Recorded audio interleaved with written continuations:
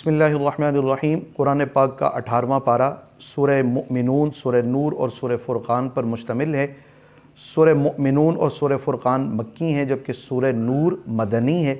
سورہ مؤمنون کے 6 رکوع 118 آیات ہیں، سورہ نور کی 64 آیات اور 9 رکوع ہیں، جبکہ سورہ فرقان 2 رکوع اور 20 آیات پر مشتمل ہے، اور یوں یہ پارہ 202 آیات اور 17 رکوع پر مشتمل ہے۔ معاشرے کے حوالے سے معاشرے کی مومنانہ صفات کیا ہونی چاہیے اللہ نے بہت تفصیل سے ذکر فرمائی ہیں۔ ان کے اندر ایمان ہو، نماز ہو، اللہ تعالیٰ کا خشوع ہو، دلوں کے اندر عاجزی ہو، امانت ہو، پاک دامنی ہو، لغویات سے بچاؤ ہو، اور زکوٰۃ کی ادائیگی ہو، وعدوں کو پورا کرنا ہو، زنا بدکاری سے گریز کرنا ہو۔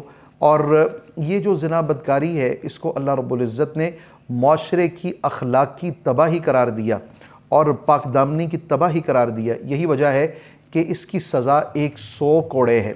اب یہ پاک دامنی پر بات کرنا تو بڑی دور کی بات ہے، زنا بہت آگے کی بات ہے۔ اللہ پاک نے تو اس کی تہمت لگانے والے کی بھی سزا 80 کوڑے اسی پارے کے اندر ذکر فرمائی ہے۔ یوں تو شریعت مطہرہ میں گواہی 2 افراد کی ہے، لیکن اگر تہمت ہو تو پھر اس کی گواہی ڈبل کر دی گئی ہے، یعنی 4 گواہ۔ اور اگر کسی کے پاس 4 گواہ نہیں ہیں اور وہ شخص تہمت لگا رہا ہے تو اس کے لیے پھر یہ کہ وہ 4 قسمیں اٹھائے گا کہ میں سچا ہوں، اور 5ویں مرتبہ یہ کہے گا کہ اگر میں جھوٹا ہوں تو اللہ تعالیٰ کی مجھ پر لعنت ہو۔ اسی طرح خاتون بھی قسمیں اٹھاتی ہے۔ معاشرے کی پاکیزگی کا علاج ہمیں بتا دیا کہ مرد ہیں یا عورتیں ہیں اپنی نگاہیں نیچی رکھیں تاکہ معاشرہ بد امنی کی طرف نہ بڑھ جائے، بے حیائی کی طرف نہ چلا جائے۔ بناؤ سنگھار غیروں کے اوپر واضح نہ کیا جائے، یہ تو اپنوں کے لیے ہوتا ہے، غیروں کے لیے تھوڑی ہوتا ہے۔ ہم نے اپنے گھروں کے اندر بناؤ سنگھار چھوڑ کے اپنے شوہر ناراض کیے، شوہروں نے اپنی ازواج ناراض کیں، لیکن باہر کے معاشرے کے اندر بناؤ سنگھار وہ تو بے فائدہ تھا۔ اسی وجہ سے بے حیائی بڑھ گئی، اور معاشرے کو بے حیا کرنے کے لیے شیطان اپنی پوری کوشش کر رہا ہے۔ وہ چاہتا ہی یہ ہے کہ معاشرے کے اندر بے حیائی پھیلتی چلی جائے، لہٰذا ہم سب کو اس کی روک تھام کے لیے پردے کا حکم دیا گیا ہے۔ بلا اجازت گھروں میں داخلے سے منع کیا گیا ہے۔ آپ بیل دیتے ہیں، آپ دروازہ نوک کرتے ہیں، اگر آپ کو آواز آتی ہے تو آپ گھر میں داخل ہوتے ہیں، ورنہ نہیں۔ یہ اسلوب اللہ رب العزت خود معاشرت کے سکھا رہے ہیں۔ اسی طرح آپ کے بہت زیادہ قریبی ہیں یا چھوٹے بچے ہیں، ان کو بھی یہ بتایا جائے کہ صبح کا وقت ہے، یہ دوپہر کے آرام کرنے کا وقت، یا رات کو نماز عشاء کی ادائیگی کے بعد جب آرام کرنے کا سونے کا وقت ہوتا ہے تو بلا اجازت کسی بھی کپل کے کمرے میں داخل نہیں ہو، کیونکہ اس کے اندر خدا نخواستہ کوئی ایسا پہلو نمایاں ہو سکتا ہے کہ جس کے اندر ان کے چھوٹے چھوٹے ذہنوں کے اندر کوئی ایسی بات رہ جائے جو کہ اخلاقیات سے خدا نخواستہ گری ہوئی ہو۔ اب اللہ پاک نے بے نکاح مردوں کے متعلق اور بے نکاح عورتوں کے متعلق کہ جب نکاح معاشرے کے لیے پاک دامنی کی ایک ضمانت ہے، لہٰذا جو بے نکاح مرد ہیں، بے نکاح عورتیں، ان کے نکاح کیے جائیں۔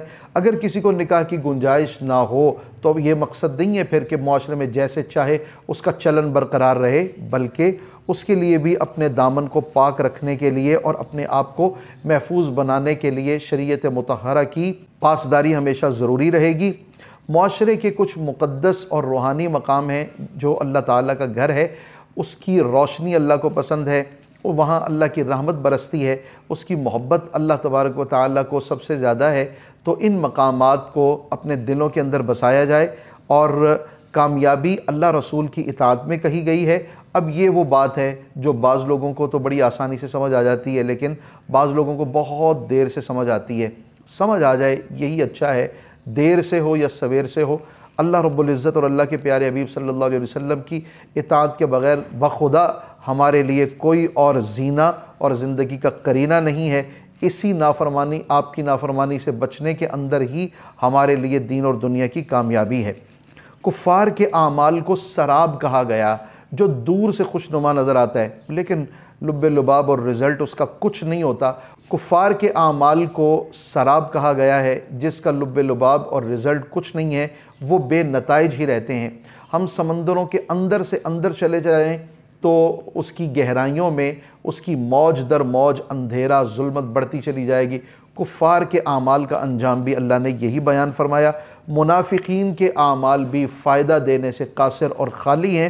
چنانچہ ترغیب ہم سب کو یہ ہے کہ اپنے آپ کو مخلص رکھیں، اپنے ایمان کو بچائیں، ایمان کو مضبوط کریں، نفاق اور کفر سے بچنے کی پوری کوشش کریں۔ یہی ایک مسلمان کا وتیرہ اور طریقہ اور ساری زندگی کا شیوا ہونا چاہیے۔ تذکار انبیاء علیہ السلام میں حضرت نوح علیہ السلام کی کشتی کا ذکر ہے، جس کے ذریعے سے اللہ پاک نے اہل ایمان کو بچایا اور انہیں نجات ملی۔ انبیاء علیہ السلام کا ایک مقام سے دوسرے مقام کی طرف ہجرت کر جانا، کبھی آپ نے یہ سوچا ہے؟ دیکھیں، کبھی روزی روٹی کے لیے، رزق کی تلاش کے لیے نہیں تھا، بلکہ صرف اور صرف لوگوں کے ایمان کے تحفظ کے لیے تھا، لوگوں کی جان کے تحفظ کے لیے تھا، امن عامہ قائم کرنے کے لیے تھا، اور کفر سے اپنے آپ کو بچانے کے لیے تھا، اللہ تعالیٰ کی خالص عبادت کے لیے تھا۔ ہمارا پاکستان بھی بحمد اللہ تعالی کچھ اسی نہج کے اوپر بنا کہ ہم اپنی ان روایات اسلامیہ کو اور اسلامی تشخص کو صحیح طور پہ روایت پہ، رسم میں، رواج میں، دلوں میں اس کو زینت بخشیں اور یہاں پر اسلام کا نفاذ ہو۔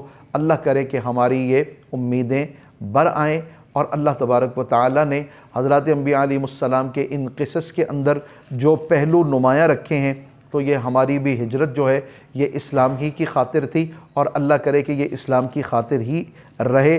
ہمارے جانوں کی، مالوں کی اللہ پاک حفاظت فرمائے۔ حضرت سید عائشہ رضی اللہ تعالیٰ عنہ کے طہارت کی گواہی اللہ پاک نے دی ہے، اور وہ صحابہ جو کہ اہل نفاق کی باتوں میں آ کے ان کے مکر کا کچھ شکار ہونے لگے، ان کو اللہ پاک نے یہاں پہ تنبیہ فرمائی ہے اور ان پر عتاب کیا ہے۔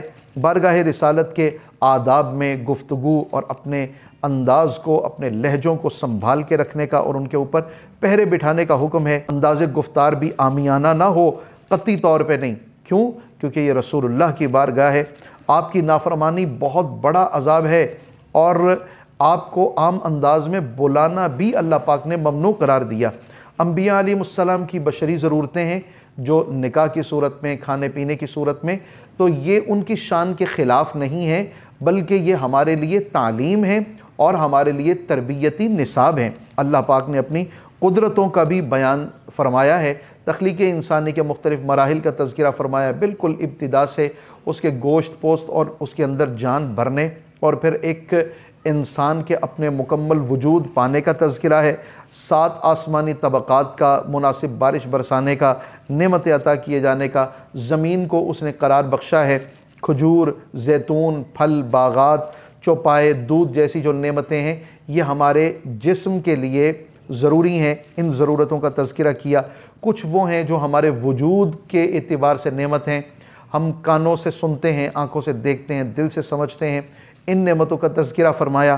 اور لیل و نہار کی جو گردشیں ہیں، ان کے اندر ہمارے لیے علمی اعتبار سے، فکری اعتبار سے اور ذہنی اعتبار سے اللہ پاک نے نعمتوں کا اہتمام کیا ہے۔ اور پھر اس نے یہ پوچھا، کون ہے جو آسمانوں کے خزانوں کا مالک ہے؟ پھر وہ پوچھتا ہے، کون ہے جو آسمان اور عرش عظیم کا مالک ہے؟ پھر اس نے پوچھا، ہر شے کا بادشاہ کون ہے؟ اور یقینی طور پہ جواب اس نے خود بھی ارشاد فرمایا، میرا اور آپ کا دل اس کا اقرار کرتا ہے کہ وہ حقیقی معنی میں ہمارا اللہ ہی ہے، اور صد شکر کہ ہم اس کے ماننے والے ہیں۔ اس نے ہمارے لیے تربیتوں کا جو نظام کیا، قرآن پاک اس میں ہمارے لیے سب سے بڑی نعمت ہے۔ وہ زمین اور آسمان کا نور ہے، اس نے یہ بالکل واضح طور پہ بیان کر دیا۔ جب اس کے مقابلے کے اندر کھڑے ہوئے مختلف بتوں کو یا اشیاء کو تم لے آئے ہو مد مقابل اور خدا بنا ڈالا ہے، تو کیا وہ نفع اور نقصان کے مالک بھی ہیں؟ ایک طرف وہ ذات ہے جس نے تمہاری روح، تمہارے وجود، تمہارے ذہن، تمہارے فکر، تمہاری عقل، تمہاری معاشرت، تمہاری کائنات اور زندگی کے کیا کیا وہ اسالیب نہیں ہیں جس کے لیے اس نے نعمتیں اور ہر شعبے کے لیے اس نے اپنی طرف سے نوازشات بکھیر دی ہیں تمہارے لیے۔ اور دوسری طرف وہ خدا ہیں جنہیں تم سمجھتے ہو کہ یہ خدا ہیں، جو نہ نفع دے سکتے ہیں نہ نقصان دے سکتے ہیں۔ یہ کچھ مضامین تھے جو 18ویں پارے کے اعتبار سے آپ کے سامنے رکھے گئے ہیں۔ اللہ رب العزت قرآن پاک کا فہم اور ہم سب کو اس کی محبت عطا فرمائے۔